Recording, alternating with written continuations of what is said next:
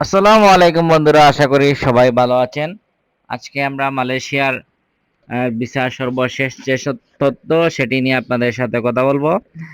আপনারা জানেন যে বাংলাদেশের প্রধান উপদেষ্টা ডক্টর মোহাম্মদ ইউনূস উনি কিন্তু বর্তমানে মালয়েশিয়া অবস্থান করতেছেন এবং আমাদের যারা প্রবাসী ভাইয়েরা আছেন ওনারা কিন্তু অধীর আগ্রহে অপেক্ষা করছেন যে একটি ভালো সিদ্ধান্ত আসার জন্য মালয়েশিয়ার শ্রম মন্ত্রণালয় থেকে।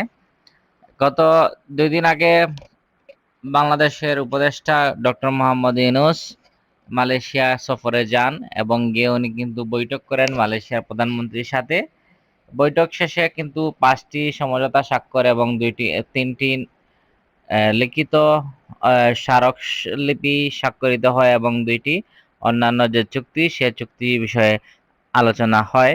কিন্তু বৈঠক শেষে মালয়েশিয়া কলিং ভিসা বা মালয়েশিয়া কাজের ভিসা সম্পর্কে কোনো তথ্য দেওয়া হয়নি। মালয়েশিয়ার যারা যেতে আগ্রহী ওনারা মনে করেছিলেন যে মালয়েশিয়া সম্পর্কে কিন্তু একটি ভালো তথ্য আসবে। যারা মালয়েশিয়া যেতে আগ্রহী ওনারা কিন্তু আশা করছিলেন যে একটি কাজের ভিসার একটি সমাধান হবে।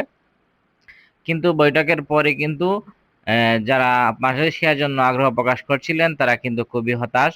কারণ সে বৈঠকে কিন্তু বাংলাদেশের যে প্রবাসী ভাইয়েরা ওনারা কিন্তু এখনো সন্তুষ্ট হতে পারেনি।